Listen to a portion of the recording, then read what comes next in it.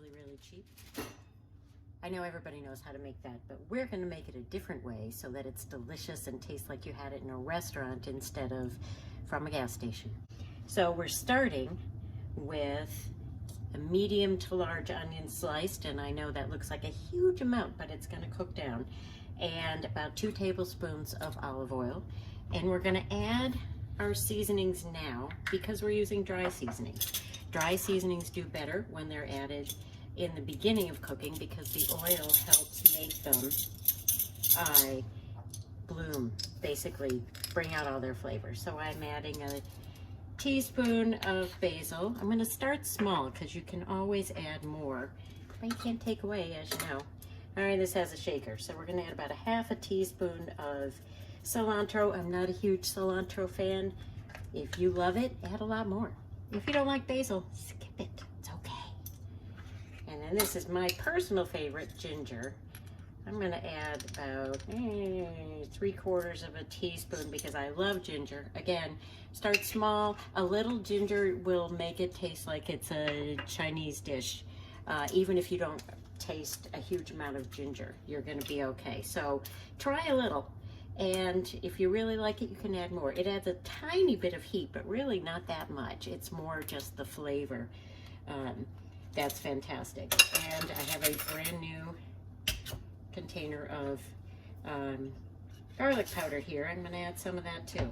Now, if you have fresh ginger, you can use that. I leave a piece of fresh ginger in my freezer, in a freezer bag, and I just take it out and grate it frozen. Works great. Also with garlic, I'm going to add about a half a teaspoon of garlic powder. If you want to add fresh minced garlic, go for it. If you have fresh herbs, for heaven's sakes, do that. But add those at the very end because their flavor will dissipate. I have an ancient stove that doesn't always light, so I'm going to get prepared. And now it does, of course. So I'm going to mix this up, saute these onions for about 5 minutes over medium high heat. I'm going to see how that's all mixing in. And this looks like an enormous amount of onions, but it's going to cook way down. I'm going to cook for about 5 minutes. Let these reduce a little. Stir every once in a while because you don't want them to burn. I'm going to add just a pinch of salt because that helps bring out the liquid in the onions and helps them brown, but we are going to be adding soy sauce later, which of course is very salty. So you don't want to add as much, I wouldn't add as much salt as I would normally do without the soy sauce. So we're going to give this 5 minutes or so. I did add a tablespoon or 2 of water partway through because things were starting to stick and burn a little bit. You can always do that and let it cook off, but look at that flavor. All right, now we are adding an enormous amount of mushrooms. It's about 2 cups really. And once again, these things are going to almost disappear. They're going to cook down so much. So these, you don't have to use mushrooms. If you're not sure that you like mushrooms, just use a few. For heaven's sakes, please use fresh. There's a way to use dried, but that's a little more complicated. I'm not going to get into it in this recipe. But what you want to do with the mushrooms is you want to press on them. I like a fork. And when you press on them, mushrooms have a huge amount of water in them, liquid. And that will help them. They need a minute or 2 to get started, and then you press on them. That will do a couple things. It will help eliminate the extra liquid, which will keep them from being rubbery. It'll also, what's called deglaze the pan. So you'll get all the flavor that's back in there on the bottom of the pan mixed in with the veggies. So give this also another 5 minutes or so. Stir frequently. And as these start to soften, press on them here and there, and you'll see the moisture start bubbling up, and that will do the trick. They also will reduce quite a lot. So we're talking another 5 minutes or so. 5 minutes, not quite. And look at that. Look how much they've reduced. I have a very hot burner on this, so I have it a little below medium, but on a regular burner, I probably put it on around medium. You want it high enough that the liquid from the mushrooms will boil out and not just create steam in there. Okay, so now we're looking, look how just that is so much flavor. The thing about mushrooms is they add a really meaty flavor without making it taste like mushroom soup. You don't have to use mushrooms at all, but it just adds so much flavor. Okay, now I'm adding some bell pepper. That's about half of a good-sized bell pepper cut up. I'm not going to wait for these guys to saute because they actually take a long time and they do better in moisture. So what I'm going to do is add, I'm going to start with a cup or so of chicken stock. You can use veggie stock. I just don't happen to have any right here. You can use beef stock. You can use mushroom stock. Yes, there is such a thing. You can use any of those. What I'm doing now is stirring. Look at the color of that. Look at the color of that already versus the color of the stock straight out. Do you see that difference? That's just amazing. So that means all flavor. So I'm stirring this to get all those lovely brown bits into this broth because that's all the flavor. What I'm gonna do, yeah, you see how you can do this and you can see the bottom of the pan is clearing off a little? Right now, okay, those peppers need some cooking time. But at this point, I'm gonna taste.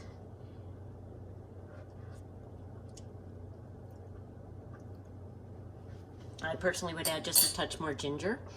That's me. I told you I love my ginger. So taste it, see what you think. It should be, we haven't added soy sauce yet, and the soy sauce is gonna add a lot of saltiness. So you want it to feel like it needs some more salt. I'm also gonna add some black pepper. And if you want, you can add, at this point, red pepper flakes if you like it spicy. That's completely up to you. All right, now I'm gonna bring this to a boil, reduce it to a simmer for, again, 3 to 5 minutes, just till these peppers start softening a bit. But look at that, it's almost like a gravy. There's so much flavor in here, and we've spent maybe 15 minutes, 20 minutes, and that's about it. So we'll give ourselves a little time for these peppers to soften. Now, that's not enough liquid for the noodles as well. So I'm gonna add about half a cup more. We like it with just a little bit of rich broth. If you want it soupier, for heaven's sakes, go add as much as you want.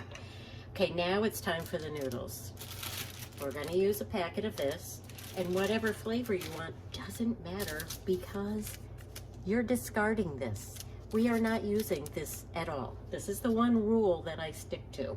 You can't have this. It's chemicals and salt, and that's it. This will taste much better. And then the noodles are neutral flavored, so it doesn't matter what kind you buy. What I'm gonna do is break this up a bit. Doesn't need to be in tiny pieces, you don't want that, but see how it pops in half? Yeah, kind of like that is fine, because we're gonna break it apart as it cooks. And once you put the noodles in, you're a few minutes from being done, really. It's very fast. And remember the fork we were poking squishing the mushrooms with? Now I'm gonna turn the heat up a little and submerge these noodles. And I'm also gonna put in just half a teaspoon or so of soy sauce. We can adjust at the end, but the noodles without that packet do not have any real seasoning in them, so they're gonna taste a little flat if you don't have enough salt. All right, so now we're working up to a simmer.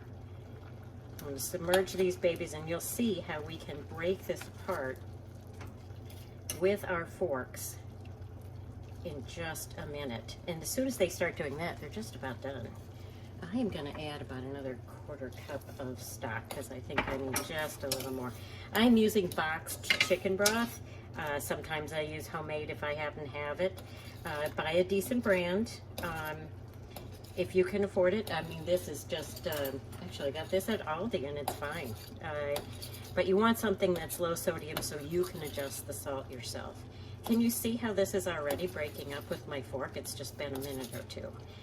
And you stir these, and once they break up, it's a minute or two and they're done.